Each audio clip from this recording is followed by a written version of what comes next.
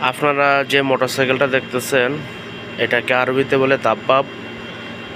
আর এটা আপনার বৈদ্যুতিক মানে বিদ্যুতের চার্জ হয়।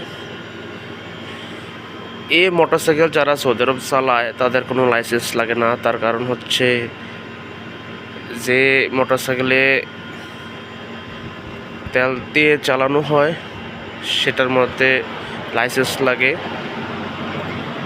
আর এটা যেহেতু কারেন্টে চলে তার জন্য লাইসেন্স লাগে না।